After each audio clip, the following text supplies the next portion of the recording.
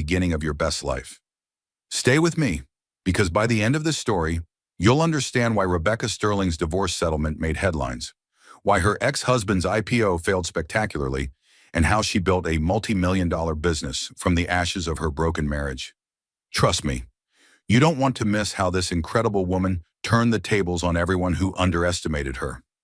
The pregnancy test clattered to the marble floor as Rebecca Sterling heard her husband's voice through the baby monitor upstairs. 8 months pregnant, and her world was about to shatter in ways she never imagined.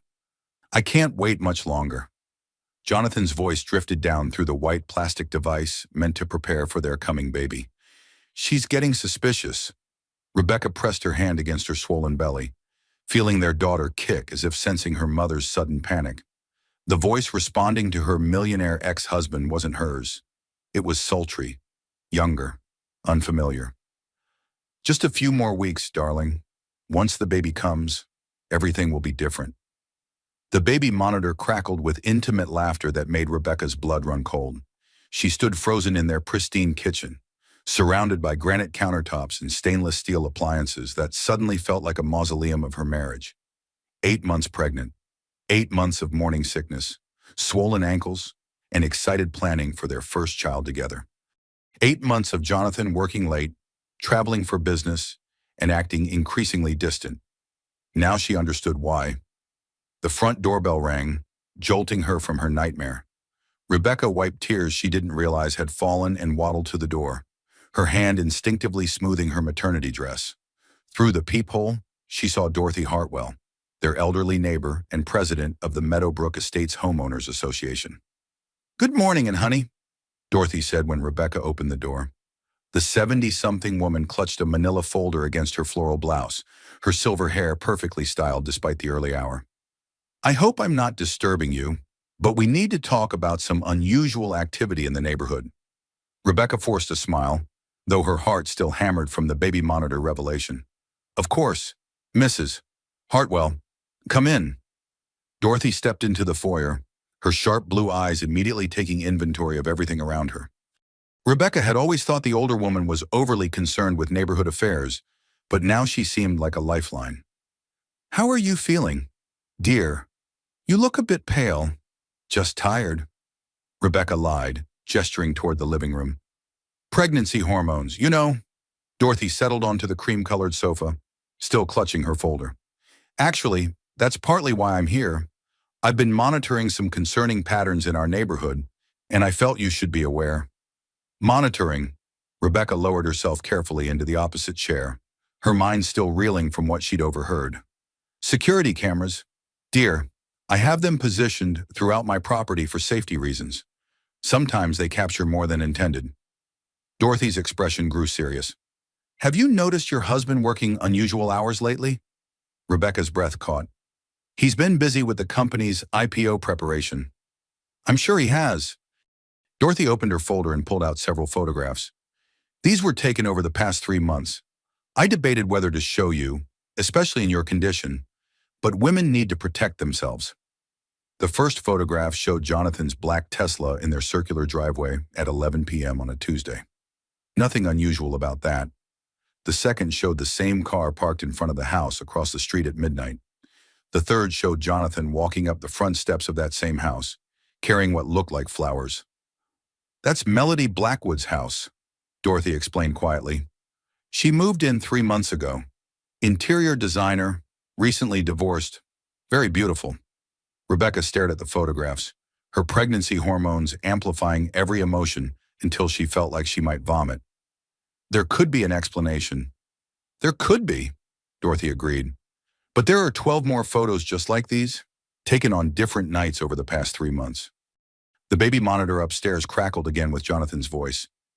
"I have to go. She's probably wondering where I am." Dorothy's eyes widened as she heard it too. "Oh, honey." Rebecca stood abruptly, her hand pressed against her lower back. "I need some air." "Of course." Dorothy gathered her photos quickly. "Rebecca, I want you to know that if you need anything at all, I'm right across the street. I raised 3 daughters of my own, and I know what it's like when the world feels like it's falling apart." After Dorothy left, Rebecca climbed the stairs slowly, her mind racing with possibilities and denials. She found Jonathan in his home office, dressed in his usual expensive suit, hair perfectly styled, typing on his laptop as if nothing had happened. "Morning, babe," he said without looking up. "How are you feeling?" "Fine." Rebecca studied his face, searching for signs of guilt or deception. "Who were you talking to earlier?" "Conference call with the team in Singapore." "Time zones. You know." He finally looked at her, his handsome features arranged in the same confident expression that had first attracted her 6 years ago. "You look tired. Maybe you should rest today." "Maybe I should." Rebecca turned to leave, then paused. "Jonathan, do you know anything about our new neighbor Melody Blackwood?" Something flickered across his face so quickly she almost missed it. "Never heard of her. Why, Mrs. Hartwell mentioned her interior designer, I think." "Honey, you know I don't pay attention to neighborhood gossip." He returned to his laptop, dismissing her concerns with practiced ease. "I've got meetings all day, then dinner with investors tonight. Don't wait up." Rebecca nodded and left the room, her heart heavy with the weight of new knowledge. As she passed the nursery they'd spent weeks preparing, she placed both hands on her belly and whispered to their unborn daughter, "It's going to be okay, little one. Mommy's going to figure this out." But as she stood surrounded by pink paint and carefully assembled furniture, Rebecca realized she had no idea how to figure anything out. She'd spent the past 6 years being the perfect wife to a successful man, supporting his career while putting her own marketing background on hold. Now, 8 months pregnant and facing the possibility of betrayal, she felt utterly unprepared for the storm that was coming. Outside her window, she could see Dorothy Hartwell's house across the street, with its obvious security cameras and perfectly maintained garden. For the first time in months, Rebecca felt like someone was looking out for her. The baby monitor crackled one more time with distant laughter, and Rebecca finally understood that her perfect life was about to become perfectly complicated. 3 days after Dorothy's visit, Rebecca found herself standing at her kitchen window at 7 a.m., watching the Blackwood house across the street. Melody emerged in yoga pants and a sports bra that showcased her perfect figure, jogging toward the neighborhood trail with the kind of energy that made Rebecca acutely aware of her own swollen ankles and exhaustion. "Honey, you're up early." Jonathan appeared behind her, straightening his tie. His reflection in the window looked guilty, though Rebecca wondered if she was imagining things. "Couldn't sleep." She turned to face him, noticing how his expensive cologne couldn't quite mask an unfamiliar scent. Something floral and feminine. "Your shirt smells like perfume." Jonathan glanced down at his white dress shirt, then back at her with practiced confusion. "Probably from the dry cleaner. They use different detergents now." He kissed her forehead quickly. "I'll be late tonight. Board meeting followed by drinks with potential investors." After he left, Rebecca found herself staring at his coffee cup, still warm on the counter. 3 months ago, she wouldn't have questioned anything. 3 months ago, she trusted her millionaire ex-husband completely. Now, every interaction felt like a performance. The doorbell rang at 9 a.m. sharp. Dorothy stood on the porch holding a casserole dish and wearing a determined expression. "I thought you might need some proper food," Dorothy said, pushing past Rebecca into the kitchen. "And we need to discuss the evidence." "Evidence?" Dorothy set the casserole on the counter and pulled out her phone. "I've been documenting everything since I first noticed the pattern. Times, dates, vehicle movements, duration of visits." She scrolled through dozens of photos and videos, each time-stamped and labeled with meticulous care. Rebecca saw Jonathan's Tesla appearing at Melody's house at various times: 11 p.m. on Monday, 9:30 p.m. on Wednesday, even 2 p.m. on a Thursday when Rebecca had been at her doctor's appointment. "Mrs. Hartwell, this is very thorough, but why are you doing this?" Dorothy's expression softened. "Because 43 years ago, my Harold was having an affair with our neighbor, and nobody told me. I wasted 2 years of my life wondering why he was acting strange, blaming myself, thinking I was going crazy. When I finally discovered the truth, she was pregnant with his child." Rebecca sank onto a kitchen stool, the weight of Dorothy's revelation hitting her like a physical blow. "What did you do?" "I divorced him, raised my 3 girls alone, and vowed never to let another woman go through what I experienced if I could prevent it." Dorothy's blue eyes flashed with determination. Knowledge is power, honey, especially when you're dealing with narcissistic abuse. Narcissistic abuse. The term felt foreign in Rebecca's mouth. Men who manipulate reality to serve their needs. They make you question your own perceptions, make you feel crazy for noticing inconsistencies. Dorothy sat across from her. How often does Jonathan make you feel like you're overreacting or being paranoid? Rebecca considered this. Frequently, she admitted, especially lately. That's not pregnancy hormones. Dear, that's gaslighting. The baby kicked hard against Rebecca's ribs, as if responding to the tension in the room. She rubbed the spot absently while Dorothy continued scrolling through her documentation. I have something else to show you, but I want you to be prepared. Dorothy pulled up a video file. This was recorded 2 nights ago at 11:15 p.m. The screen showed Melody's front door in night vision green. Jonathan appeared, carrying what looked like a bottle of wine and flowers. Melody opened the door wearing a silk robe, immediately pulling him into an intimate embrace that left no doubt about the nature of their relationship. Rebecca watched her husband of 6 years kiss another woman with the same passion he'd once reserved for her. The betrayal felt like a physical wound, sharp and deep in her chest. I'm sorry you had to see that, Dorothy said gently. But women need to know the truth about their situations before making decisions about their futures. How long have you been watching him? Since Melody moved in 3 months ago. Initially, I was just monitoring general neighborhood activity for HOA purposes. But when I noticed the pattern of late-night visits, I started paying closer attention. Rebecca stood slowly, her hand pressed against her lower back where pregnancy hormones had loosened her ligaments. What am I supposed to do with this information? That's entirely up to you, honey, but I suggest you document everything. Protect your financial interests and consider consulting with a divorce attorney who specializes in high-net-worth cases. The word divorce hung in the air between them like a toxic cloud. Rebecca had never imagined her marriage ending, especially not while carrying their first child together. I need to think about this. Of course you do. Dorothy stood and collected her phone. But while you're thinking, I want you to know that you have options. You're not trapped, even though it might feel that way. After Dorothy left, Rebecca spent the day moving through her house like a ghost, seeing everything differently. The expensive artwork Jonathan had chosen, the designer furniture that matched his aesthetic perfectly, the smart home technology that monitored their every movement. When had she stopped having opinions about her own living space that evening? She prepared dinner for 2, even though Jonathan had said he'd be late.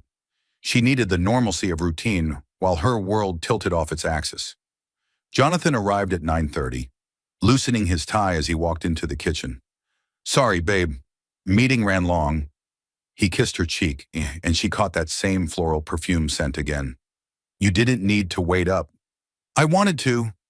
Rebecca watched him serve himself from the pot she'd kept warm. How did the investor meeting go? Really well. We're looking at a valuation that could make us both very wealthy. He smiled at her, the same charming expression that had won her heart years ago. Once the baby comes and things settle down, maybe we can travel more. Europe, maybe Asia. Rebecca nodded, wondering if we included Melody Blackwood in his future plans. The uncertainty was killing her slowly, but Dorothy's words echoed in her mind. Knowledge is power. Jonathan, I met our new neighbor today, Melody Blackwood. She seems nice. His fork paused halfway to his mouth. Oh, she mentioned that she's an interior designer. Maybe we should consider having her look at the nursery. Get a professional opinion. I think the nursery looks perfect as is. Jonathan's voice carried a slight edge. Besides, we don't know anything about her work quality. You're probably right. Rebecca took a sip of water, noting how quickly he'd shut down any mention of Melody. Mrs. Hartwell mentioned that Melody works with a lot of wealthy clients in the area. Rebecca, I really don't want to spend our evening discussing neighborhood gossip. Jonathan set down his fork with more force than necessary. I've had a long day, and frankly, this kind of talk isn't good for you or the baby. There it was. The dismissal. The subtle suggestion that her concerns were somehow harmful or inappropriate.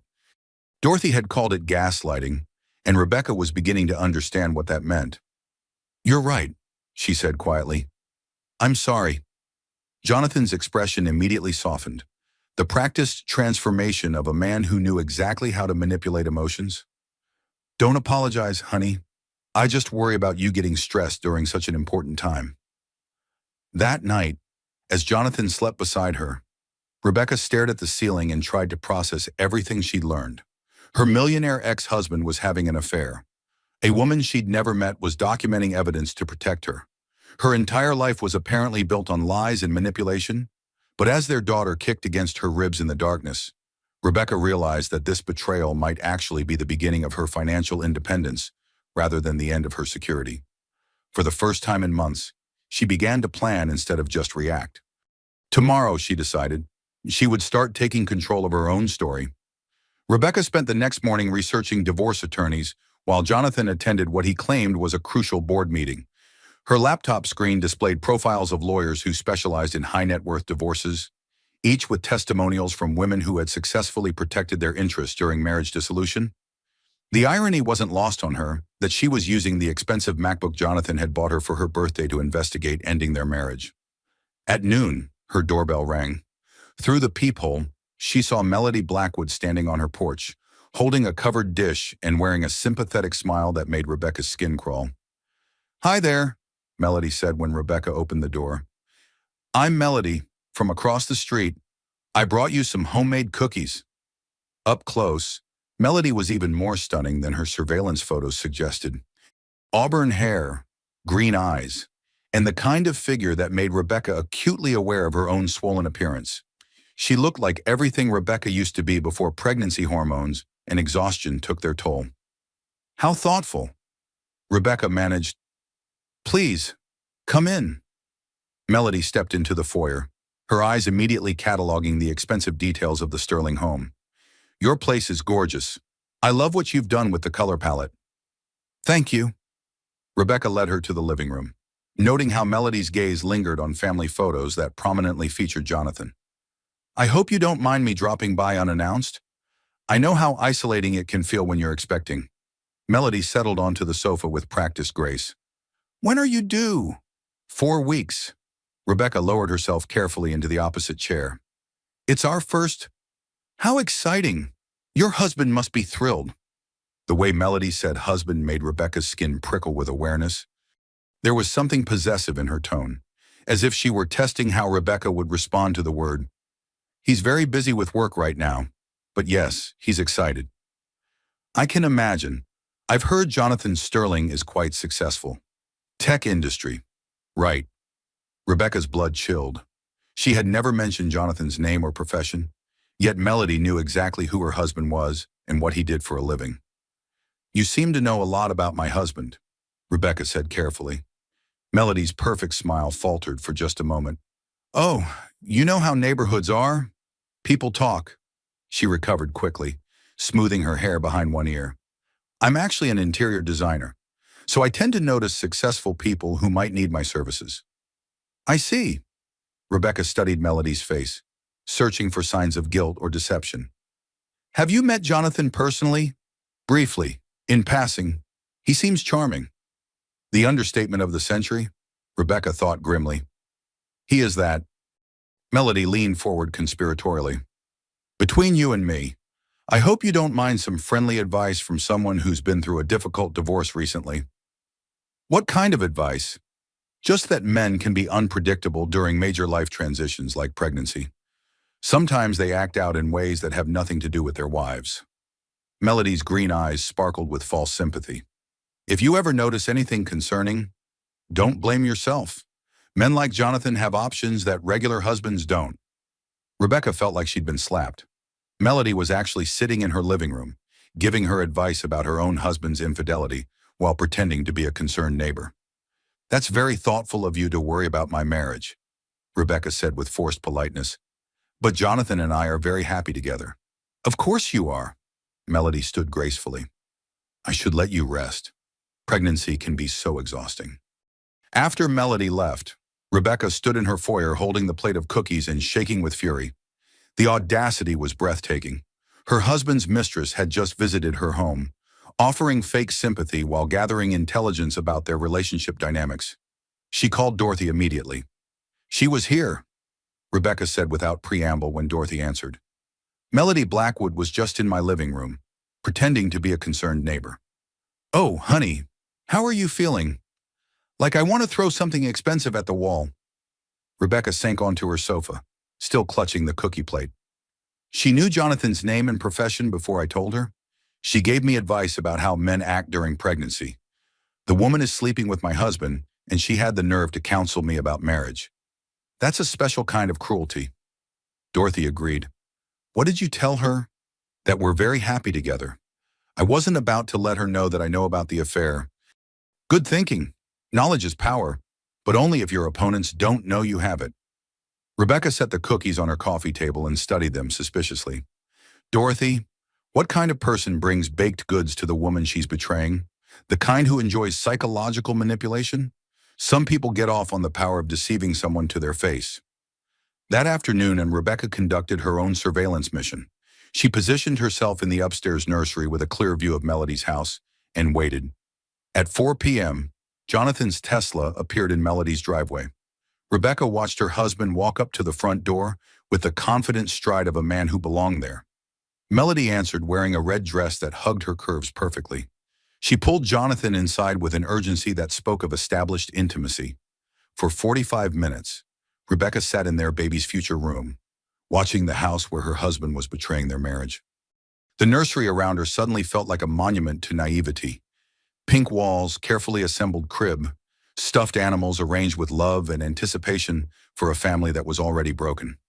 When Jonathan finally emerged, Melody followed him onto the porch in a silk robe, kissing him goodbye with the kind of passion Rebecca hadn't experienced in months. Then Melody waved at him from her doorway, like a devoted girlfriend seeing off her lover. Rebecca's pregnancy hormones amplified every emotion until she felt like she might explode with rage and grief. She pressed both hands against her belly, trying to calm their daughter who was kicking frantically in response to her elevated heart rate. "It's okay, baby girl," she whispered. "Mommy's going to fix this." Jonathan arrived home at 6:30, acting exactly like a man who had just spent the afternoon in board meetings. "How was your day?" he asked, kissing her forehead with lips that had been on another woman 2 hours earlier. "Quiet. Our neighbor Melody dropped by with cookies." Jonathan's entire body tensed. "Melody, the interior designer from across the street, she seems to know quite a lot about you." Rebecca watched his face carefully.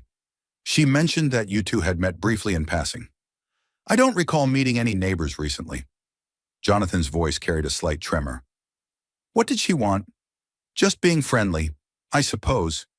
She offered some advice about how men can act unpredictably during pregnancy." Rebecca smiled innocently. "She said men like you have options that regular husbands don't." Jonathan's face went pale. "That's an odd thing for a stranger to say." "I thought so too."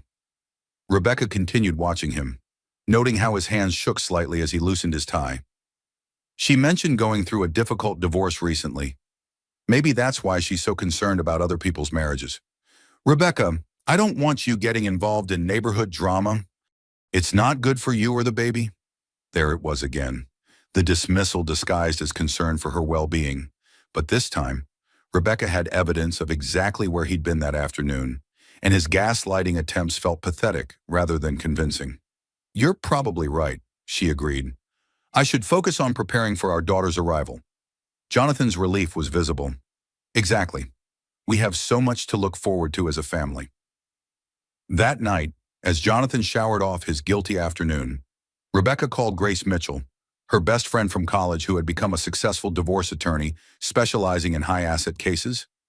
"Grace, it's Rebecca. I need to ask you something hypothetically." "Hypothetically? I'm listening." If a woman discovered her millionaire ex-husband was having an affair while she was 8 months pregnant, what would be her best strategy for protecting herself financially? Grace's voice sharpened with professional interest. "Hypothetically, she would need to document everything, secure evidence of marital assets, and file for divorce immediately to prevent asset hiding." "How hypothetical are we talking here?" "Rebecca, not very hypothetical at all." "Then you need to come see me tomorrow and bring any evidence you've already gathered." As Rebecca hung up the phone, she realized that her perfect life was officially over. But for the first time in months, She felt like she was taking control of her own future, rather than simply reacting to her husband's betrayals. Tomorrow, she would begin building her case for financial independence and a new life without narcissistic abuse. Tonight, she would sleep beside her cheating husband one last time as a naive wife. Starting tomorrow, she would be a woman with a plan. Rebecca woke at 3 a.m. to the sound of her husband's phone buzzing insistently on his nightstand. Jonathan mumbled something in his sleep and rolled over, but the texts kept coming in rapid succession. Unable to fall back asleep, Rebecca carefully eased herself out of bed and padded to the nursery where she could think clearly.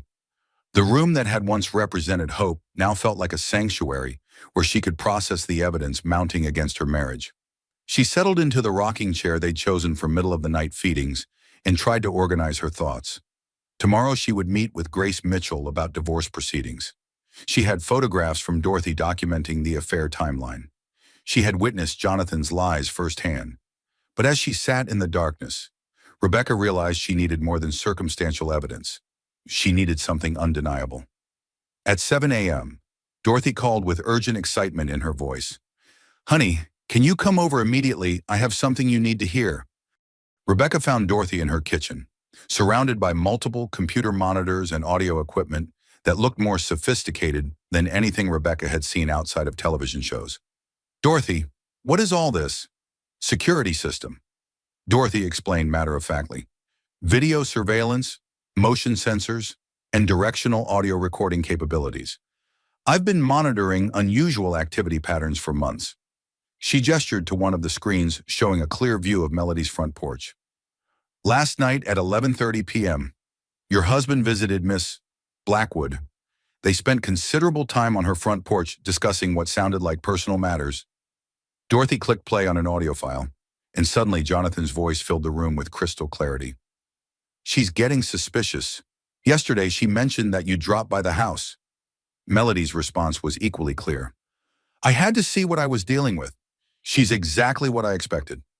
Pregnant, exhausted, completely dependent on you financially." "Rebecca's not stupid.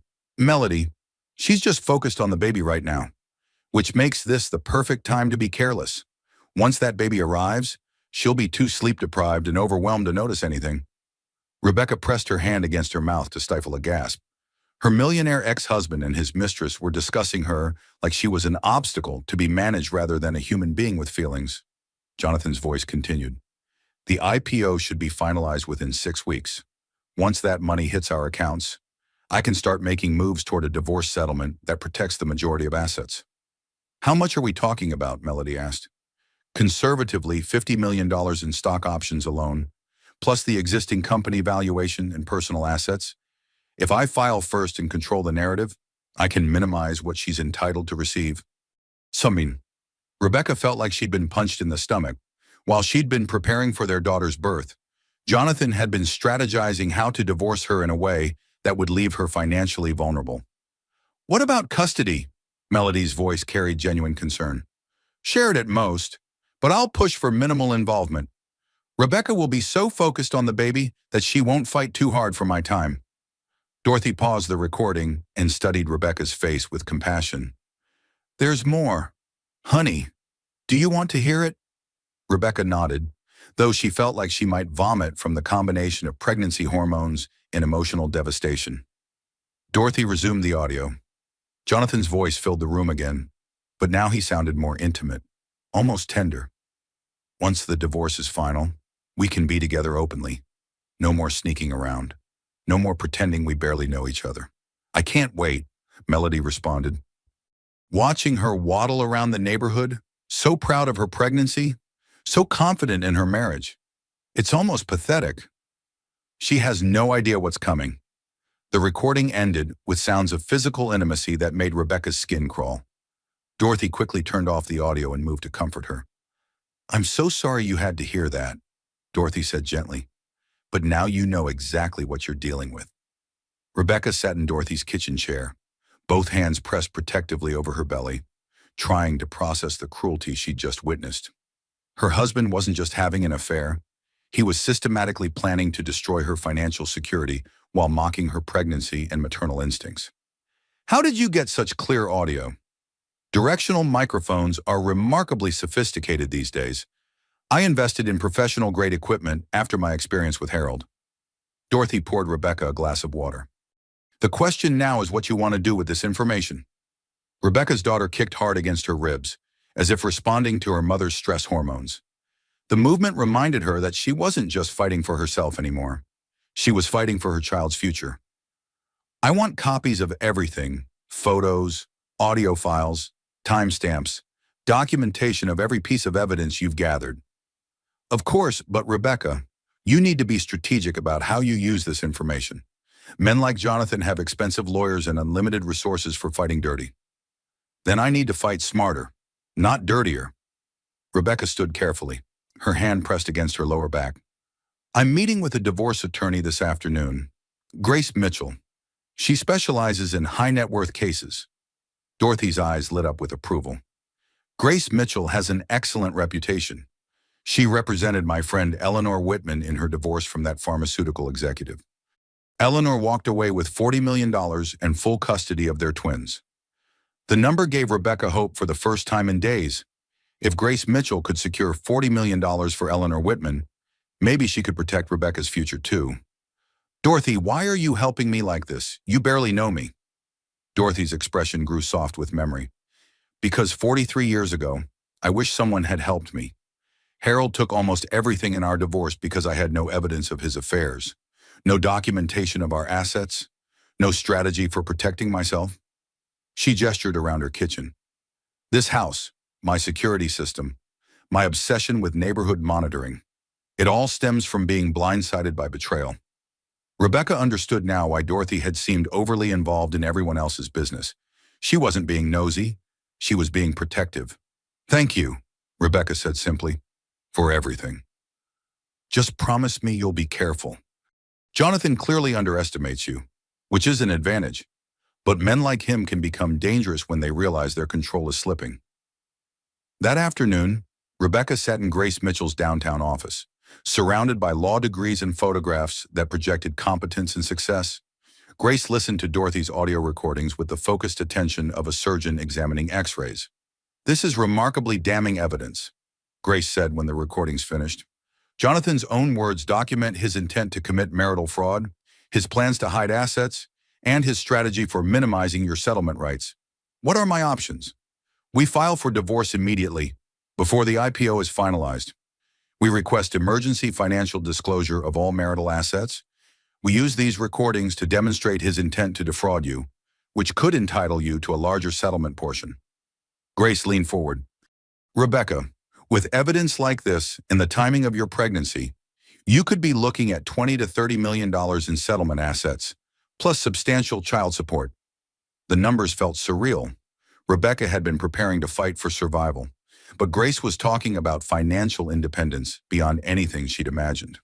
What about custody, given his documented dismissal of parental responsibilities and his affair during your pregnancy? I suspect we can negotiate very favorable custody terms. Grace smiled grimly. Men who plan to abandon their families rarely fight hard for parenting time when faced with public exposure. As Rebecca left Grace's office that evening, she realized her life had officially divided into before and after. Before she knew about Jonathan's betrayal and financial scheming. After she understood that her millionaire ex-husband had underestimated her capacity for strategic thinking. Tonight she would go home and act like the naive, pregnant wife Jonathan expected her to be. Tomorrow she would begin executing a plan that would secure her daughter's future and her own financial independence. For the first time in months, Rebecca felt powerful instead of powerless, and that feeling was intoxicating. Rebecca spent the next 3 days meticulously documenting everything while maintaining the facade of blissful ignorance that Jonathan expected. She photographed financial statements, copied account numbers, and created a detailed timeline of his suspicious behaviors. Grace Mitchell had provided her with a comprehensive checklist of evidence to gather before filing divorce papers. The hardest part was acting normal during their daily interactions. When Jonathan kissed her goodbye each morning, Rebecca had to resist the urge to confront him about the recordings. When he asked about her day over dinner, she couldn't mention spending hours with divorce attorneys and financial advisors. You seem distracted lately, Jonathan observed on Thursday evening as they sat in their formal dining room. Is everything okay with the baby? Just tired, Rebecca replied, cutting her salmon carefully. Doctor, Wells says everything looks perfect. 4 more weeks. I've been thinking about names again. Jonathan reached across the table to cover her hand with his. What do you think about Sophia? It means wisdom in Greek. The irony was devastating. Her cheating husband wanted to name their daughter after the concept of wisdom, while systematically deceiving everyone around him. Sophia is beautiful, Rebecca agreed, noting how his wedding ring caught the light from their crystal chandelier. Soon that ring would come off permanently. I want her to have every advantage in life, Jonathan continued. The best schools, travel opportunities, exposure to culture and art. She deserves the world. Rebecca wondered if his version of the world would include the half-sister he was planning to conceive with Melody Blackwood after their divorce was finalized. On Friday morning, Dorothy called with urgent news. Honey, you need to see this immediately. Jonathan made another visit last night, and the conversation was very revealing. Rebecca found Dorothy in her surveillance room, looking grim. They're accelerating their timeline, Dorothy explained, pulling up the latest audio recording. Listen to this. Jonathan's voice filled the room with dangerous urgency. The pregnancy is making her more observant. Yesterday, she asked about our offshore accounts. Rebecca hadn't asked about offshore accounts, but apparently Jonathan was becoming paranoid about her potential awareness of his financial maneuvering. Melody's response chilled Rebecca's blood. Maybe we should consider a different approach. If she has an accident during delivery, your problems solve themselves naturally. Melody, don't even joke about that. Who's joking? Childbirth complications happen all the time, especially with first pregnancies in older women. She's 32. Jonathan, that's considered advanced maternal age. Rebecca pressed her hand protectively over her belly, horrified by the casual way Melody discussed her potential death. Jonathan's voice carried genuine alarm. I want a divorce, not a funeral. Rebecca doesn't deserve to die because I made mistakes. Fine, but if she starts asking too many questions about your finances, we might need to be more creative about managing the situation. Dorothy stopped the recording and studied Rebecca's pale face with concern. Honey, I think it's time to consider your physical safety along with your financial protection. Rebecca felt their daughter kicking frantically, as if sensing her mother's terror. She was talking about me having an accident during childbirth. I heard, and while Jonathan seemed uncomfortable with that suggestion, Melody clearly has no moral boundaries. Rebecca called Grace Mitchell immediately. Grace, I need to file for divorce today. Not next week, not after more evidence gathering. Today. What's happened? Rebecca explained Melody's comments about childbirth accidents and Jonathan's increasing paranoia about her financial awareness. We're filing emergency papers within the hour, Grace said with professional calm. I'm also recommending you request a restraining order against Melody Blackwood. Threats against pregnant women, even implicit ones, are taken very seriously by family courts. That afternoon, Rebecca sat in Grace's office signing documents that would officially end her marriage and begin the process of securing her future. Each signature felt like a small victory against the men who had tried to manipulate and deceive her. What happens when Jonathan receives these papers? Rebecca asked. He'll be served at his office tomorrow morning.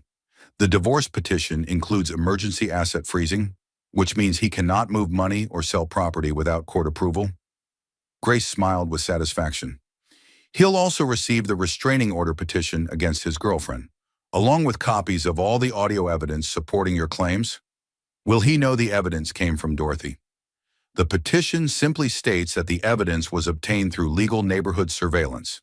Dorothy's identity is protected as a concerned citizen documenting suspicious activities. Rebecca felt a mixture of terror and excitement as she imagined Jonathan's reaction to being served. For months, he'd been controlling the narrative of their relationship, making her question her own perceptions while planning her financial destruction. Tomorrow, she would control the narrative. That evening, she prepared Jonathan's favorite dinner and served it in their formal dining room with candles and wine. She wanted their last meal as a married couple to be memorable. This is lovely, Jonathan said, clearly pleased by the romantic gesture. What's the occasion? I wanted to thank you, Rebecca said carefully, for everything you've taught me about relationships and trust and the importance of protecting yourself. Jonathan's smile faltered slightly. That's an odd way to phrase gratitude. Is it? Rebecca sipped her sparkling water while studying his face. I've learned so much about marriage in the past few months, about loyalty and honesty, and the kinds of choices people make when they think nobody's watching. Something in her tone made Jonathan set down his fork. Rebecca, you're talking strangely. Are you feeling all right? I feel clearer than I have in months. Rebecca smiled serenely. Tomorrow is going to be a very interesting day. Jonathan stared at her across their elegant dining table, and for the first time in their relationship, Rebecca could see uncertainty in his eyes. The balance of power was already shifting, and he could sense it even if he couldn't identify the source of his discomfort. After dinner, they went through their normal evening routine one last time. Jonathan reviewed financial documents in his home office, while Rebecca folded baby clothes in the nursery. But everything felt different now that she knew their marriage was officially ending. As she arranged tiny pink outfits in carefully organized drawers, Rebecca whispered to her unborn daughter, "Tomorrow, Daddy's going to learn that Mommy is much smarter than he thought, and we're going to be just fine on our own." For the first time since discovering Jonathan's affair, Rebecca fell asleep easily. Tomorrow would bring confrontation and conflict, but tonight she rested in the knowledge that she had finally taken control of her own story. The revenge would be legal, the justice would be financial, and the outcome would secure her daughter's future in ways Jonathan never imagined possible. Saturday morning arrived with the kind of crisp autumn weather that made everything feel possible. Rebecca woke before Jonathan, positioning herself in the kitchen where she could watch Melody's house while preparing breakfast. Today was the day everything would change, and she wanted to witness every moment. At 8 a.m. sharp, a process server in a dark suit walked up their front steps. Rebecca answered the door before he could ring the bell. "Mrs. Sterling, I have documents for your husband. He's upstairs getting ready for work. I'll get him." Rebecca climbed the stairs slowly, savoring these final moments of Jonathan's ignorance. She found him in their walk-in closet, adjusting his tie and humming contentedly. "Honey, there's someone here to see you. He has some papers that need your signature." Jonathan frowned but followed her downstairs. The process server waited professionally in their foyer. "Jonathan Sterling." "Yes. You're being served with divorce papers and a request for emergency asset protection. You have 30 days to respond through legal counsel." Rebecca watched Jonathan's face transform from confusion to shock to fury as he scanned the legal documents. His hands actually trembled as he read Grace Mitchell's carefully crafted petition detailing his affair, his financial manipulation, and the recordings that proved his intent to defraud her. "Rebecca, what the hell is this?" "It's me protecting our daughter's future," she replied calmly. "And my own?" Jonathan's professional composure cracked completely. "You can't be serious. We're having a baby in 4 weeks, which makes your behavior even more despicable." Rebecca moved to the kitchen island, creating physical distance between them. "I know about Melody. Jonathan, I know about your offshore accounts, your IPO strategy, and your plan to minimize my settlement rights. You don't understand what you're doing. These papers could ruin everything I've worked for." "Good!" The single word hit him like a physical blow. For the first time in their relationship, Rebecca had responded to his manipulation with complete indifference to his concerns. Jonathan's phone buzzed with an incoming call from his attorney, who had obviously been alerted to the legal action. While he paced the kitchen having a heated conversation about damage control, Rebecca watched Melody's house through their window. At 9:15 a.m., another process server appeared at Melody's door. Rebecca couldn't hear the conversation, but she could see Melody's shock and anger as she received her restraining order petition and copies of the audio recordings that documented her threats. Within minutes, Melody was storming across the street toward the Sterling house, still clutching her legal papers. Rebecca opened the front door before Melody could ring the bell. "You vindictive bitch!" Melody shouted, her perfect composure finally cracking. "How dare you spy on us? How dare you threaten my life during childbirth?" Rebecca replied with deadly calm. Jonathan appeared behind her, his own phone call finished. "Melody, you need to leave immediately. Leave Jonathan. She's trying to destroy both of us. She has every right to protect herself. We made mistakes, and now we're facing consequences." Rebecca was almost impressed by Jonathan's ability to reframe months of systematic deception as simple mistakes. Even while being served with divorce papers, he couldn't acknowledge the full scope of his betrayal. Mistakes? Melody turned her fury on Jonathan. You told me she was a naive housewife who would never figure out anything. You said she was too focused on playing mommy to notice financial details. Melody, stop talking. Jonathan's voice carried genuine panic now, but Melody was too angry to be strategic. I gave up a relationship with a man who actually wanted to marry me because you promised we'd be together after you divorced the pregnant cow. Rebecca felt her daughter kick hard against her ribs, responding to her elevated stress hormones. But instead of feeling hurt by Melody's insults, she felt oddly grateful. Every cruel word Melody spoke would strengthen her position in divorce court. Miss Blackwood, Rebecca said quietly, you're violating the restraining order by being on my property. I suggest you return home before I call the police. This isn't over, Melody hissed, but she retreated toward the street. Jonathan watched his mistress storm away, then turned to face his wife with the expression of a man whose carefully constructed world had just collapsed. Rebecca, we need to talk about this rationally. Think about our daughter. I am thinking about our daughter. That's why I'm ensuring she has financial security and a mother who won't tolerate narcissistic abuse. Narcissistic abuse? Jonathan's voice cracked with disbelief. Is that what you think this is? I know that's what this is. You've spent months making me question my own perceptions while systematically planning to betray me financially. Rebecca moved toward the staircase. I'm going to pack some clothes. My attorney advised me to stay elsewhere while the asset protection order is processed. Where are you going? Somewhere safe. Rebecca paused on the bottom step. Oh, and Jonathan, your IPO timeline just became irrelevant. All marital assets are frozen until the court determines fair distribution. She climbed the stairs slowly, leaving her millionaire ex-husband standing alone in the foyer of their soon-to-be former home. Behind her, she could hear him making frantic phone calls to lawyers and accountants and business partners, trying to minimize the damage to his carefully planned financial future. In their bedroom, Rebecca packed a suitcase with the efficiency of someone who had been mentally preparing for this moment for weeks. Maternity clothes, important documents, ultrasound photos, and the few pieces of jewelry that had belonged to her grandmother before she'd married Jonathan. As she folded clothes, Rebecca could hear Jonathan's voice rising with frustration as he realized how thoroughly her legal team had protected her interests. Grace Mitchell had frozen accounts he'd thought were hidden, documented assets he'd assumed were secret, and created a paper trail that would make his planned financial maneuvering impossible. Dorothy appeared at the bedroom door, having let herself in through the kitchen entrance. How are you feeling, honey? Like I'm finally taking control of my life. Rebecca closed her suitcase and faced the woman who had become her unlikely protector. Thank you for everything you've done for me. Where will you stay? Grace arranged a furnished apartment downtown, close to her office and the hospital where I'll deliver. Rebecca picked up her suitcase, surprised by how light it felt. Funny how little you actually need when you're starting over. Jonathan appeared in the doorway, his face flushed with anger and desperation. Rebecca, you cannot seriously be walking away from our marriage over this. I'm walking away from your lies, your financial scheming, and your complete disregard for our family. Rebecca moved toward the door, forcing him to step aside.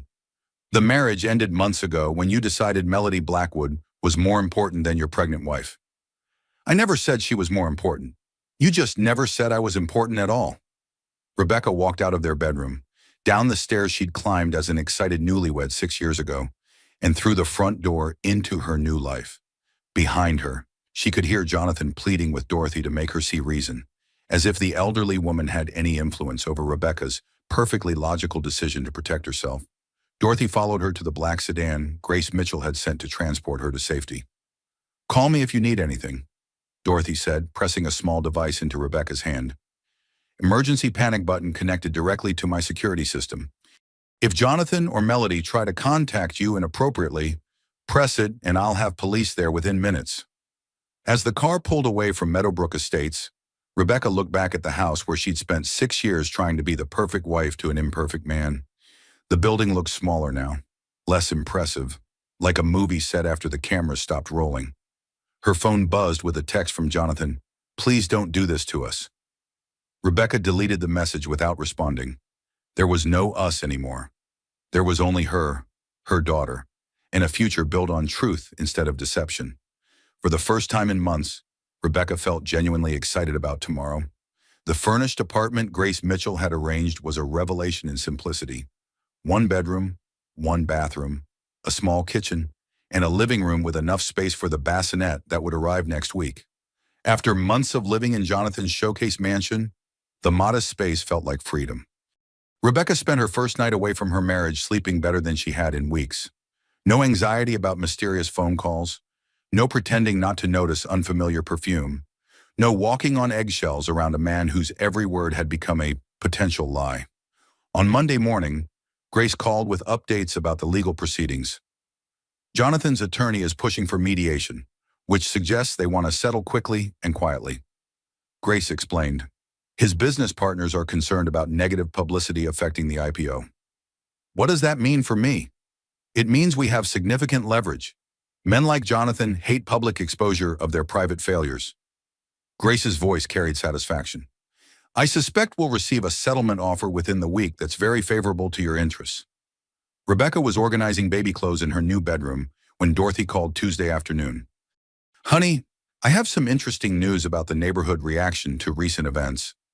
Oh, well, it seems that Melody Blackwood's behavior has attracted quite a bit of attention from other residents.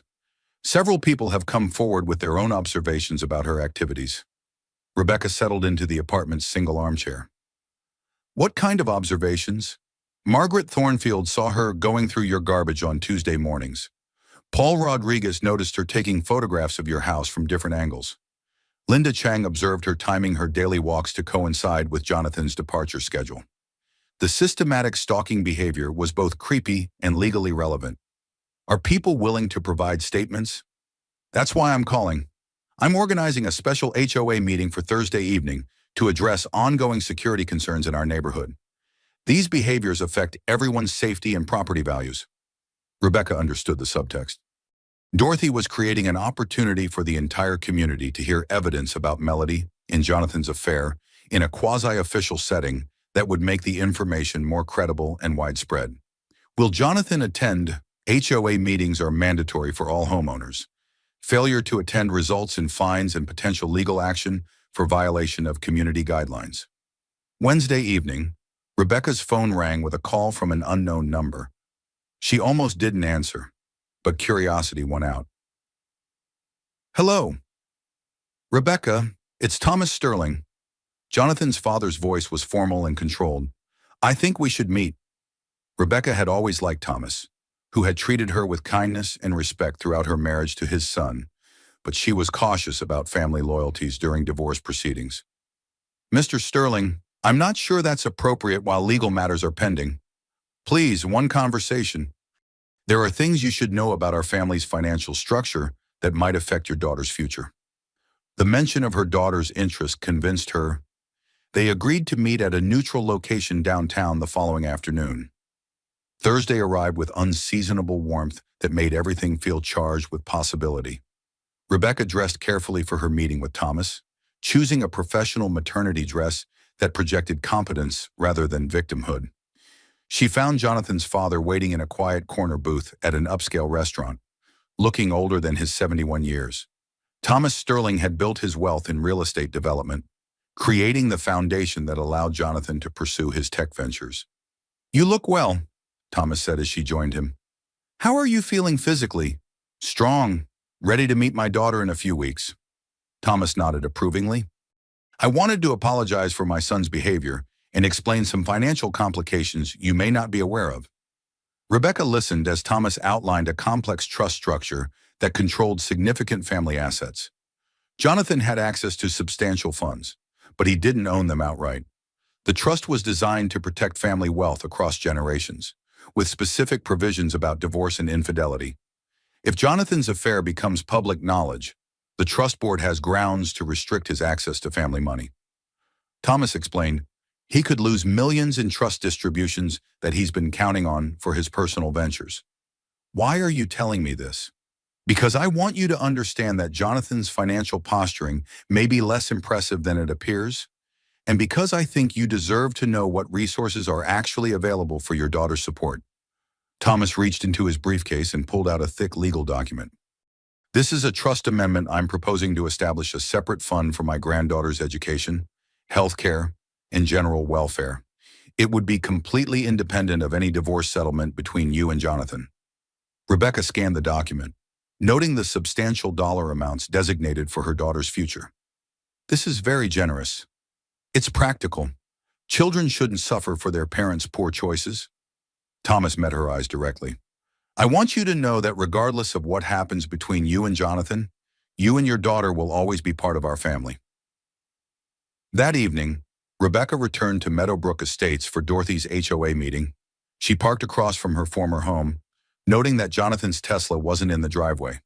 He was apparently avoiding the neighborhood gathering. The community center was packed with residents who rarely attended monthly meetings. Dorothy had clearly generated significant interest in her security concerns agenda item. Ladies and gentlemen, Dorothy began with the authority of someone who had run these meetings for over a decade.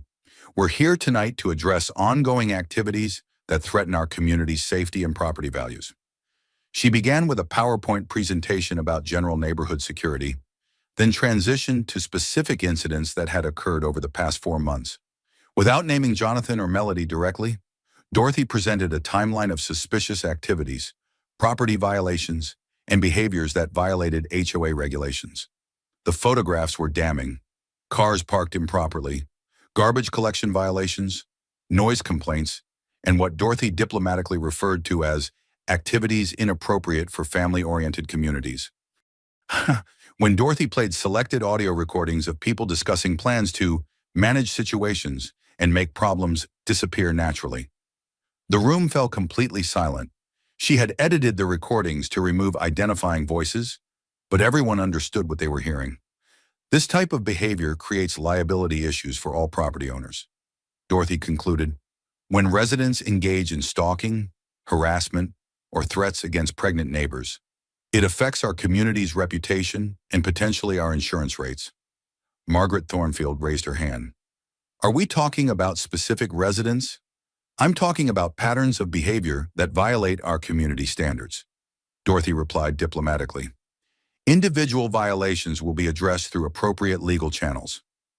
Paul Rodriguez spoke up next. I've noticed unusual activity at the Blackwood property. Late-night visitors, parking violations, and what appeared to be surveillance behavior directed at neighboring homes. Other residents began sharing their own observations. Linda Chang described Melody's garbage inspection activities. Robert Kim mentioned noise complaints about loud arguments and intimate conversations conducted in outdoor spaces. By the time the meeting ended, it was clear that Melody Blackwood had alienated the entire neighborhood and that Jonathan Sterling's reputation as a respected community member was permanently damaged. Rebecca slipped out during the final discussions, but not before Dorothy caught her eye and nodded with satisfaction. The court of public opinion had rendered its verdict, and it favored the pregnant woman over the cheating husband and his predatory girlfriend. Friday morning brought the settlement offer Grace Mitchell had predicted. Jonathan was proposing to give Rebecca $12 million, the house, and generous child support in exchange for a quick divorce and non-disclosure agreement about their marriage's end. It's a good starting offer, Grace admitted, but I think we can do better. His eagerness to settle suggests he's more vulnerable than he wants to admit. Rebecca thought about Thomas Sterling's revelations about trust fund restrictions and the neighborhood's public rejection of Jonathan's behavior. Her millionaire ex-husband was discovering that money couldn't buy back respect or control narratives once the truth was revealed. Counter with $18 million, no non-disclosure agreement, and I keep all rights to discuss my experiences publicly. Rebecca instructed, you want to maintain the right to tell your story. I want other women to know that financial independence is possible, even when their husbands try to destroy them. Rebecca felt her daughter kicking with what seemed like approval. Jonathan spent months making me feel powerless. I want women in similar situations to know they have options. As Grace prepared the counteroffer, Rebecca realized that her divorce had become about more than just ending a bad marriage. It had become about transforming her experience of betrayal into a source of strength that could benefit other women facing similar situations. For the first time since discovering Jonathan's affair, Rebecca felt genuinely proud of the person she was becoming. Jonathan's response to Rebecca's counteroffer arrived Monday morning in the form of legal threats rather than negotiation. His attorney accused her of extortion, claiming the audio recordings were obtained illegally and couldn't be used in court proceedings. Grace Mitchell scheduled an emergency meeting to discuss their strategy. Jonathan's legal team is obviously desperate if they're questioning the admissibility of evidence obtained through lawful neighborhood surveillance, Grace explained as they sat in her downtown office. But we need to be prepared for an aggressive fight. What does that mean practically? It means they'll try to paint you as unstable, vindictive, and motivated by greed rather than genuine concern for your daughter's welfare. Grace pulled out a thick folder. They're already gathering character witnesses to testify about Jonathan's reputation as a devoted husband and successful businessman. Rebecca felt her daughter kicking frantically, responding to her elevated stress levels. Can they really make people believe I'm the problem here? They can try. That's why we need to be strategic about how we present your case. Grace opened the folder, revealing photographs and documents Rebecca hadn't seen before. I've been conducting my own investigation into Jonathan's business practices and personal behavior. The first document showed financial records from Jonathan's company, indicating several previous harassment complaints from female employees that had been settled with non-disclosure agreements. Your husband has a pattern of inappropriate relationships with women in vulnerable positions, Grace explained. 3 different employees, 2 contractors, and now a neighbor who was going through a difficult divorce when he targeted her. Rebecca studied the timeline Grace had created, seeing clear patterns of predatory behavior that extended far beyond her marriage. He specifically chooses women who need his help or protection? Exactly. Women facing financial stress, career challenges, or personal crises. He offers support, creates dependency, then exploits the relationship for his own gratification. The next set of documents detailed Jonathan's financial maneuvering over the past year. Shell companies, offshore accounts, and investment strategies designed to hide marital assets from divorce proceedings. He's been planning to leave you for at least 12 months, Grace continued. These financial moves began long before you became pregnant, which suggests the affair with Melody was part of a larger exit strategy. Rebecca felt a strange sense of relief. The betrayal hadn't been a spontaneous mistake or a reaction to pregnancy stress. It had been a calculated business decision, which somehow made it less personal and more manageable emotionally. What about Thomas Sterling's trust information? That's our strongest leverage. If Jonathan's affair becomes public knowledge during the trust's annual review, he could lose access to $50 million in family money. Grace smiled grimly. His settlement offer will improve dramatically once he realizes we understand the full scope of his financial exposure. Tuesday brought unexpected complications in the form of a hospital visit. Rebecca woke with severe abdominal pain and contractions that sent her to the emergency room at 36 weeks pregnant. It's stress-related, Dr. Patricia Wells explained after examining her. Your blood pressure is elevated, and your body is responding to emotional trauma by preparing for early labor. Is the baby okay? She's fine, but we need to manage your stress levels immediately. Premature labor at 36 weeks isn't life-threatening, but it's not ideal for her development. Doctor. Wells sat down beside the hospital bed. Rebecca, I need to ask if you're safe in your current living situation. Rebecca explained her separation from Jonathan and the ongoing divorce proceedings. Doctor. Wells listened with the expression of someone who had seen similar situations before. I'm prescribing complete bed rest for the next week. No legal meetings, no stressful conversations, no activities that elevate your heart rate. Doctor. Wells made notes in Rebecca's chart. I'm also recommending that your attorney file for expedited proceedings based on medical necessity.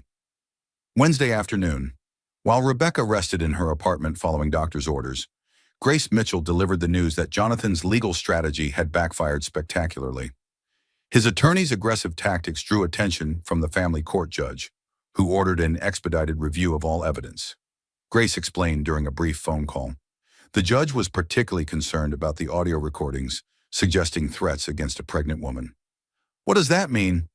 It means we have a court date next Friday, and Jonathan has 1 week to explain his financial maneuvering, his affair, and his girlfriend's comments about childbirth accidents. Grace's voice carried deep satisfaction. His attempt to intimidate you legally has resulted in exactly the kind of public exposure he was trying to avoid. Thursday brought visitors to Rebecca's apartment. Dorothy arrived with homemade soup and updates about neighborhood developments. Melody Blackwood moved out yesterday, Dorothy reported while arranging flowers in Rebecca's kitchen. U-Haul truck, angry phone conversations with someone who sounded like a lawyer, and several boxes labeled evidence, which she handled very carefully. Evidence. I suspect she kept documentation of her relationship with Jonathan as insurance against exactly this kind of situation. Dorothy settled into the apartment's single armchair. Smart women always keep proof of powerful men's promises. That evening, Thomas Sterling called to check on Rebecca's health and provide updates about family reactions to the legal proceedings. The trust board met yesterday, he reported. They're very concerned about negative publicity affecting our family's business reputation. What did they decide? They're restricting Jonathan's access to discretionary funds until the divorce is resolved and his business judgment improves. Thomas paused. They also approved my proposal for your daughter's education trust. $5 million.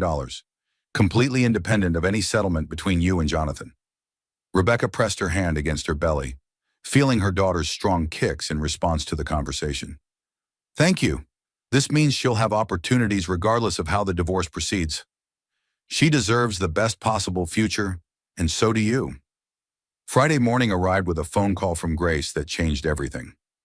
Jonathan wants to settle immediately, Grace announced without preamble. $22 million. The house, full custody, with minimal visitation rights, and no restrictions on your ability to discuss your marriage publicly. The number was higher than Rebecca's most optimistic expectations. Why the sudden generosity? Because his girlfriend apparently kept very detailed records of their relationship, including recordings of their conversations about you and financial plans for after your divorce. Grace chuckled. It seems Melody Blackwood was smarter than Jonathan realized. She's threatening to release everything publicly unless he pays her $2 million for her emotional distress.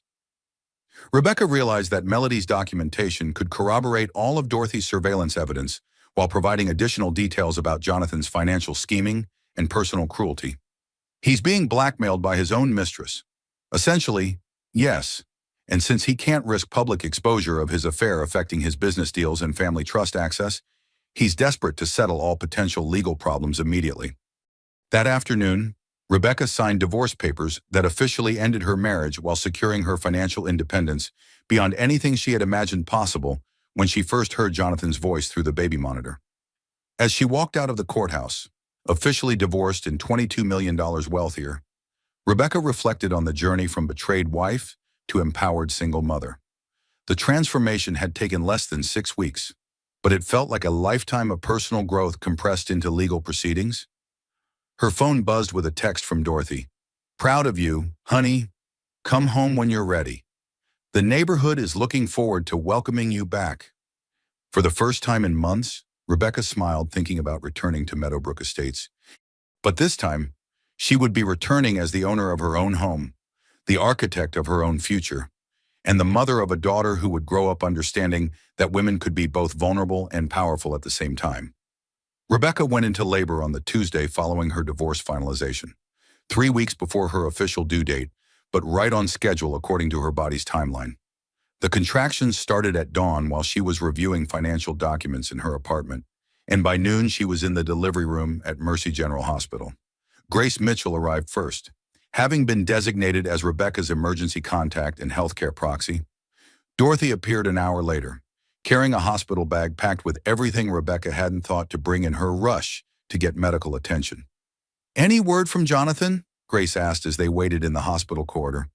I texted him that I was in labor, Rebecca replied between contractions. He responded with congratulations and said he'd visit after the baby arrived. Dorothy shook her head with disgust. Missing his own daughter's birth to avoid dealing with emotions? That man is truly something special. Doctor, Patricia Wells appeared in scrubs, looking professional and reassuring. Rebecca, everything looks perfect. Are you ready to meet your daughter? 6 hours later, Sophia Grace Sterling made her entrance into the world weighing 6 pounds, 4 ounces, and announcing her arrival with lung capacity that impressed the entire medical staff. Rebecca held her daughter for the first time, while Dorothy wiped tears from her eyes and Grace documented everything with photographs for the baby book Rebecca had been preparing. "She's absolutely perfect," Dorothy whispered, gently touching Sophia's tiny hand. "Look at those fingers. She's going to be an artist or a musician or maybe a surgeon. She's going to be whatever she wants to be," Rebecca said, studying her daughter's face and seeing her own features reflected back. "No one will ever make her feel like she has to be small or quiet or grateful for less than she deserves." Thomas Sterling arrived that evening, carrying flowers and wearing the expression of a man who understood that family loyalty sometimes required choosing sides. "She's beautiful," he said, accepting the privilege of holding his granddaughter. "She has your eyes and my late wife's nose." "Any word from Jonathan?" Rebecca asked. "He's in San Francisco, supposedly handling IPO details that couldn't be delayed." Thomas's tone suggested his opinion of his son's priorities. He sent his congratulations and said he'd visit when his business obligations permitted. Rebecca felt a surprising absence of hurt at Jonathan's choice to prioritize work over his daughter's birth. 6 months ago, his dismissal would have devastated her. Now it simply confirmed that she'd made the right decision about ending their marriage. "Thomas, I want you to know that regardless of what happens between Jonathan and me, you'll always be part of Sophia's life. She deserves to know her grandfather." "Thank you. That means everything to me." Thomas adjusted the tiny pink hat Dorothy had brought. "I've been thinking about legacy lately, about what we leave behind versus what we actually accomplish." Over the next few days, Rebecca's hospital room became a gathering place for the people who had supported her through the divorce proceedings. Dorothy brought homemade meals and took hundreds of photographs. Grace handled media inquiries from business reporters interested in the Sterling divorce story. Thomas visited daily, bringing updates about Sophia's trust fund and sharing family stories Rebecca had never heard. But the most significant conversation came on Thursday, when Melody Blackwood appeared unexpectedly at Rebecca's hospital room door. "I hope I'm not intruding," Melody said, looking dramatically different from the confident woman who had delivered cookies months earlier. Her hair was shorter, her makeup minimal, and her designer clothes replaced with jeans and a simple sweater. "What do you want?" Rebecca asked, instinctively holding Sophia closer. "To apologize, and to give you something that belongs to you." Melody pulled a manila envelope from her purse and set it on the bedside table. "Jonathan's love letters to me, financial documents showing how he planned to hide money from you, and recordings of conversations where he said things about you that no husband should ever say about his wife." Rebecca stared at the envelope without touching it. "Why are you giving me this?" "Because I realized that Jonathan didn't just betray you. He used both of us." Melody sat in the visitor's chair, looking exhausted. "He promised me marriage after your divorce, but I found out this week that he's been having another affair with someone from his office, a 24-year-old marketing assistant." The revelation should have been shocking, but Rebecca felt only grim satisfaction at having her suspicions about Jonathan's character confirmed. "I'm sorry he lied to you too," Rebecca said, meaning it. "I deserve what I got for participating in his deception. You didn't deserve any of it." Melody gestured toward Sophia. "She's beautiful. I hope she grows up knowing her mother is stronger than any man who tries to diminish her." After Melody left, Rebecca opened the envelope and found documentation that confirmed everything she'd suspected about Jonathan's character and more. Love letters describing his plans for their future together, financial spreadsheets outlining asset hiding strategies, and audio recordings of him describing Rebecca as convenient and manageable and too trusting to be a real threat.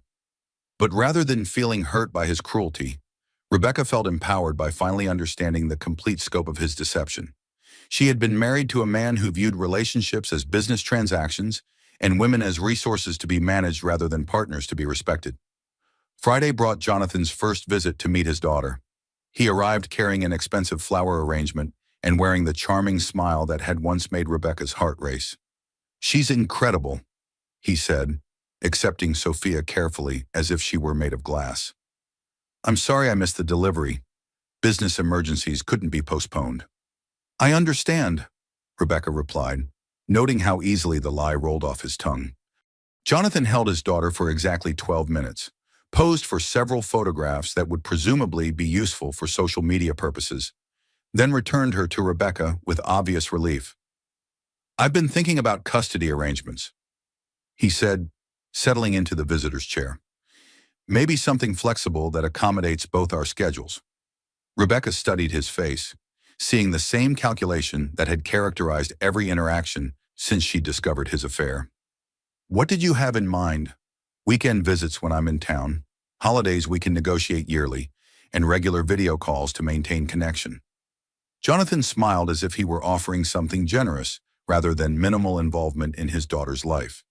"That sounds reasonable," Rebecca agreed, privately noting that his proposed schedule would require approximately 40 hours of parenting per year. After Jonathan left, Dorothy settled into the chair he'd vacated and shook her head with amazement. "That man just negotiated himself out of a relationship with his own daughter," Dorothy observed. 40 hours a year of required fatherhood, and he thinks he's being generous. "It's exactly what I expected," Rebecca replied, "and exactly what's best for Sophia. She deserves better than a father who views her as an obligation rather than a blessing." That evening, as Rebecca prepared to take her daughter home to their apartment, she reflected on the extraordinary 6 months that had transformed her from naive housewife to financially independent single mother. The betrayal that had initially devastated her had actually been the catalyst for discovering her own strength, building genuine friendships, and securing her daughter's future in ways that would have been impossible within her marriage. As she packed Sophia's hospital belongings, Rebecca realized that Jonathan's affair had been the best thing that ever happened to her, even though it had been the most painful experience she'd ever endured. Tomorrow, she would begin raising her daughter as a woman who understood that love required respect, that financial independence was essential for personal freedom, and that women supporting women could overcome almost any obstacle men created. For the first time in years, Rebecca felt genuinely excited about her future. 6 months after Sophia's birth, Rebecca stood in the kitchen of her Meadowbrook Estates home, watching her daughter discover the fascinating properties of strained carrots while preparing for the dinner party that would celebrate the launch of her consulting business. The house felt completely different now that it truly belonged to her. She'd redecorated with warm colors and comfortable furniture that reflected her personality rather than Jonathan's sterile aesthetic preferences. Family photographs covered the mantel, baby toys scattered across the living room floor, and the home office had been converted into a proper nursery where Sophia could play while Rebecca worked. Sterling Consulting Solutions had grown faster than Rebecca had imagined possible. Word spread quickly through professional networks about her expertise in marketing strategy and crisis management, particularly among women-owned businesses and companies dealing with reputation challenges. Her first major client had been a tech startup whose female CEO was facing gender discrimination lawsuits. Rebecca's background in both marketing and surviving narcissistic abuse made her uniquely qualified to help women navigate professional challenges while protecting their personal interests. "Mama," Sophia babbled from her high chair, waving a carrot-covered spoon with the enthusiasm of someone discovering artistic expression. "That's right, sweetheart. You're quite the artist." Rebecca wiped orange puree from her daughter's cheek, marveling at how much joy she found in these simple daily moments. The doorbell rang at 6 p.m. sharp. Dorothy arrived first, carrying a casserole and wearing a navy dress that made her look elegant rather than matronly. "How's my honorary granddaughter?" Dorothy cooed, immediately gravitating toward Sophia's high chair. "Redecorating the kitchen with vegetables," Rebecca replied, grateful for Dorothy's consistent presence in their lives. The older woman had become family in ways that transcended neighborhood boundaries. Grace Mitchell arrived next, followed by Thomas Sterling, who had maintained his promise to remain actively involved in Sophia's life despite the complicated relationship with his son. "She's gotten so big," Thomas marveled, accepting Sophia when she reached for him with sticky fingers. "And she's definitely inherited the Sterling stubbornness. Let's hope she uses it more constructively than her father did," Rebecca said, serving wine to her guests while keeping sparkling cider for herself since she was still nursing. As they gathered around the dining room table, Rebecca looked at the people who had supported her through the most challenging period of her life and felt overwhelmed with gratitude. "I want to thank you all for everything you've done for Sophia and me," she began. 6 months ago, I thought my life was ending. Tonight, I realize it was just beginning." Dorothy raised her glass. to women who refuse to be diminished by men who underestimate them, to financial independence and emotional freedom. Grace added, to grandchildren who make us better people. Thomas contributed. As they toasted, Rebecca's phone buzzed with a text from an unknown number. She glanced at it quickly, then set the phone aside when she realized it was from Jonathan. Everything all right? Grace asked, noticing her expression. Jonathan wondering if he can take Sophia to some business function next month. Apparently, having an adorable daughter would be good for his image during investor meetings. Dorothy made a sound of disgust. That man views his own child as a marketing prop. What did you tell him?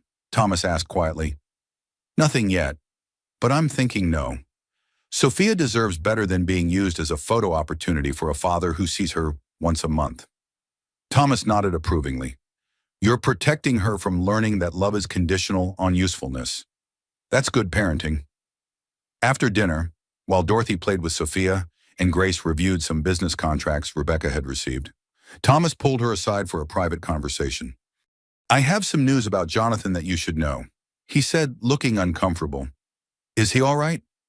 Physically, yes, but his IPO was delayed indefinitely due to the harassment complaints from former employees becoming public knowledge. Thomas sat heavily in Rebecca's comfortable armchair. Turns out that Melody Blackwood wasn't the only woman who kept documentation of inappropriate relationships.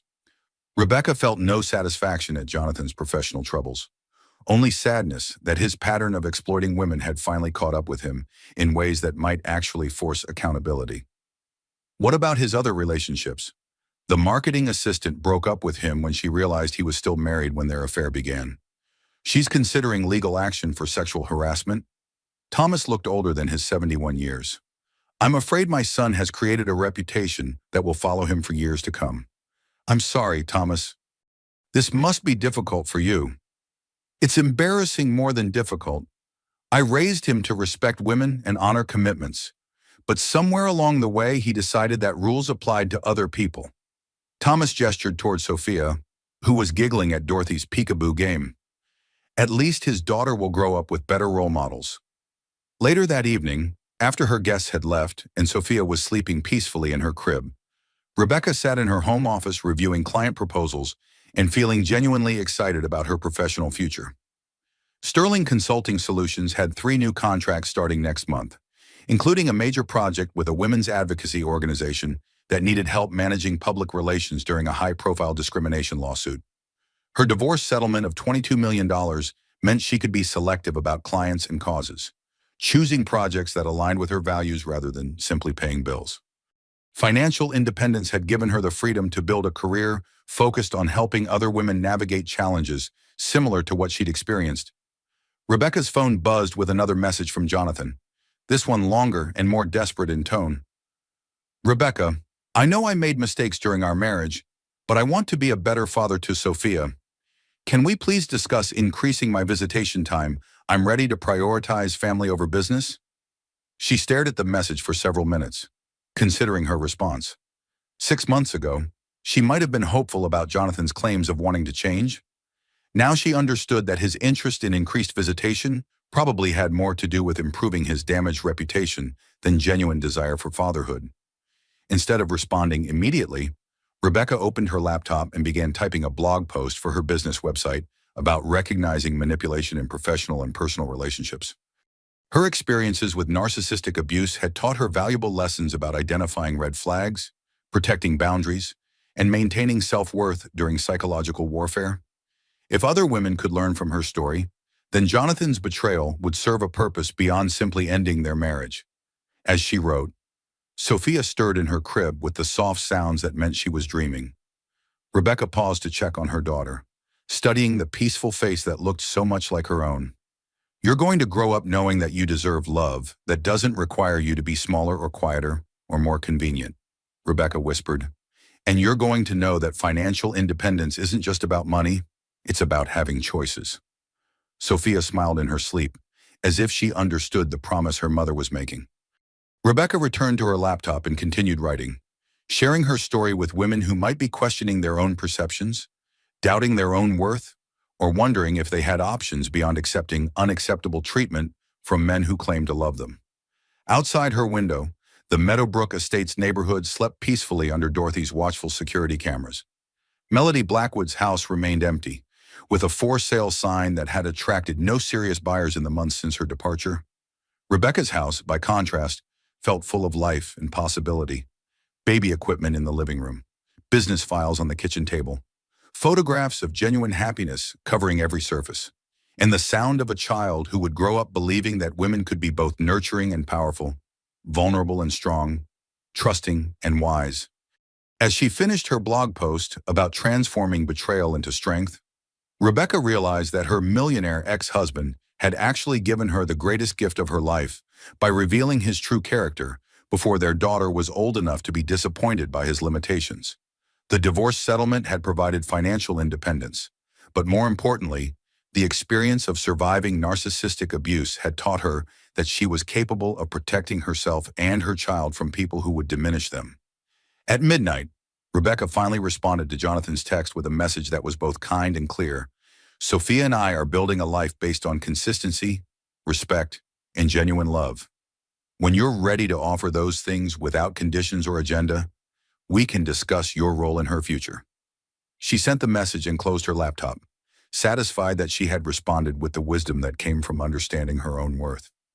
Tomorrow she would wake up in a home she owned, spend the day building a business she loved, and raise a daughter who would never question whether she deserved to be treated with respect and kindness. Sometimes, Rebecca reflected as she prepared for bed, God uses the worst betrayals to deliver us to our best lives. Jonathan's affair had ended her marriage, but it had also begun her transformation into the woman she was always meant to become. As she drifted off to sleep in the master bedroom of her own home, with her daughter sleeping safely in the next room and her future bright with possibility, Rebecca Sterling smiled with the deep contentment that comes from knowing you've survived the worst and created something beautiful from the wreckage. 6 months ago, she had been a naive wife waiting for her cheating husband to come home. Tonight, she was a successful entrepreneur, devoted mother, an empowered woman who understood that the best revenge against men who underestimate women is simply living well, despite their efforts to destroy you. And Rebecca Sterling was living very well indeed. If Rebecca's story inspired you, imagine how many other women need to hear this message right now. Someone in your life might be questioning their own relationship, doubting their instincts, or feeling trapped by financial dependence. Share this story with them. Hit that share button and send it to the women in your life who need to know that they have options, that they're stronger than they realize, and that financial independence is possible even in the darkest moments. If you believe women should support women, if you think stories like Rebecca's deserve to be heard, then smash that like button. Your engagement helps these empowering stories reach more people who desperately need to hear them. Drop a comment below and tell me what would you have done in Rebecca's situation. Have you ever had an experience with narcissistic manipulation? Your story might help someone else recognize the warning signs.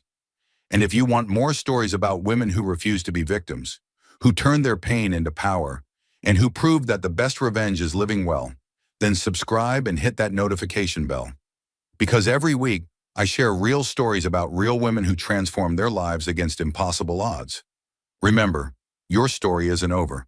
Your comeback is always possible, and sometimes the person who tries to destroy you ends up being the catalyst for your greatest transformation. Thank you for listening to Rebecca's incredible journey. I'll see you in the next story, where we'll discover that courage isn't the absence of fear. It's taking action despite the fear. Keep fighting, keep growing, and keep supporting each other. You're stronger than you know.